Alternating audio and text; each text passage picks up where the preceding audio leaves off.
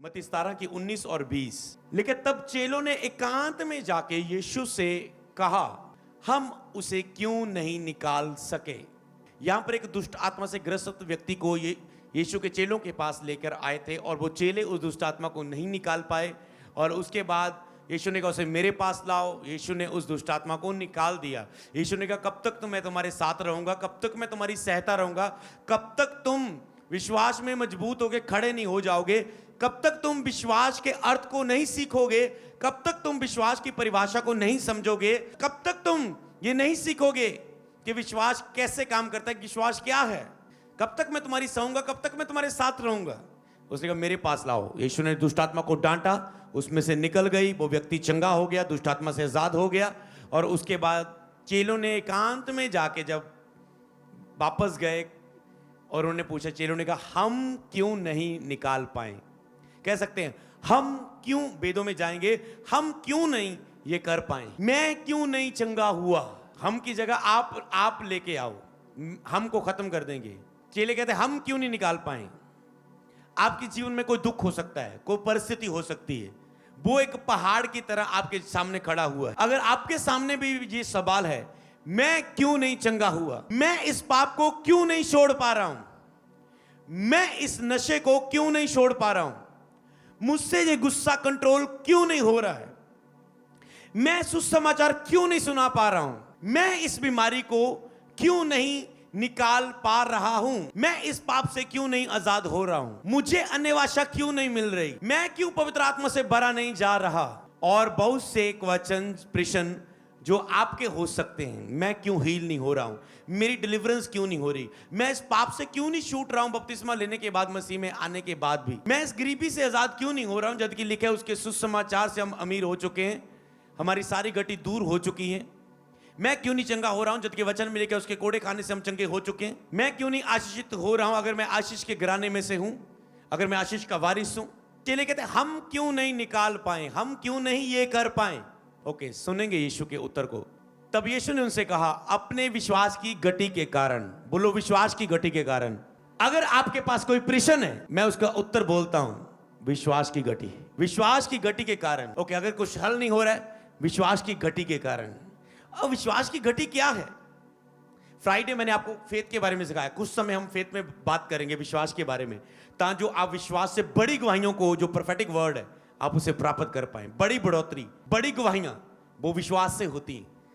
इसलिए कुछ समय हम विश्वास में बात करेंगे। आपने सीखा था कि कैसा वो अविश्वास, संदेह करना, शक करना और कर्म ना करना, 3-4 पॉइंट। कर्म के बिना विश्वास मुर्दा है, व्यर्थ है, किसी काम का नहीं है, कोई अर्थ ही नहीं रखता कर्म के बिना विश्वास। आपने वो सीखा था। तो आज कहता विश्वास की गति के कारण, क्योंकि मैं तुमसे कहता हूं यदि तुम्हारा विश्वास राई के दाने बराबर भी हो तो इस पहाड़ से कहोगे यहां से सरकर वहां चला जा। अपने हालात, अपनी परिस्थिति, अपनी बीमारी और दुष्ट आत्मा, उस हालात से कहोगे मेरे जीवन से दूर हो जा, तो वो चला जाएगा। बाइबल में लिखा है। चेले कहते हमारे सामने वो दुष्ट आत्मा क्यों नहीं गई, हमारे सामने से वो दुष्ट आत्मा उस व्यक्ति को छोड़ के क्यों नहीं गई। प्रभु कहते तुम्हारे विश्वास की गति के कारण। क्योंकि अगर तुम विश्वास तुझ में राई के दाने में हो, बराबर भी हो, तो तुम कहते वो उखड़ के चला जाता उसमें से। हालेलुया। कोई बात तुम्हारे लिए असंभव ना होगी। कितना प्रभावशाली वचन। कोई बात तुम्हारे लिए असंभव ना होगी, मतलब उसने कह दिया कोई भी असंभव ना होगी। इसका मतलब इतना बड़ा विश्वास का लेवल एक मनुष्य में आ सकता है, ये भेद है। इसका मतलब एक मनुष्य, एंड क्या है फेथ का, कि मुझे और बढ़ना है। कम विश्वास, गति बढ़ोतरी। गति बढ़ोतरी क्या है। विश्वास की गति, गवाहियों की गति। विश्वास की बढ़ोतरी, गवाहियों की बढ़ोतरी। विश्वास का एंड तो कोई परमेश्वर के अलावा नहीं कर सकता, कुछ नजदीक पहुंच सकता है। हालेलुया। विश्वास की पूर्णता, सब संभव। समझ पा रहे हो। पूर्ण संभव तो मतलब तुम कह रहे हो चलो मैं चला, स्टॉप इधर हो, ओ लेक्चर स्टैंड इधर हो, यहां पर सोने की सड़क बन जाए। समझ पा रहे, कुछ भी हो, मतलब वो तो एंड हो गया ना, खुदा के करीब। प्रभु ने यहां तक बोला है, एंड हो जा, एंड। घर में जा रहे हो, दरवाजा खुल जाए, समझ पा रहे हो? मतलब पानी का गिलास आ जाए, मतलब कुछ भी रखो, भूख लगी है खाना बन के आ जाए। अरे विश्वास है ना, कुछ भी बोल दिया तो उसने, ऐसा तो नहीं लिखा, नहीं मैं ये थोड़ा बोल लिया सी, परमेश्वर ने कहा ऐसा कहीं नहीं। इसके उल्टे बताओ वचन कौन है फिर? नहीं नहीं तुम ऐसा प्रार्थना करके खाना नहीं प्रकट, नहीं, फिर यीशु ने किया, प्रार्थना करके 5 रोटी 2 मछली से 5000 से अधिक को खिलाया। मेरा कर्जा ऐसे ही उतर जाए, ऐसा कैसे हो सकता है? ये तो शारीरिक। ओके, यीशु ने कहा मछली की पेट में से, मछली में से, उसमें से पतरस को बोला सिक्का निकाल, टैक्स दे दे मेरा अपना। ओके, क्लियर है। अगर वो मिरेकल्स मनी, समझ पा रहे हो?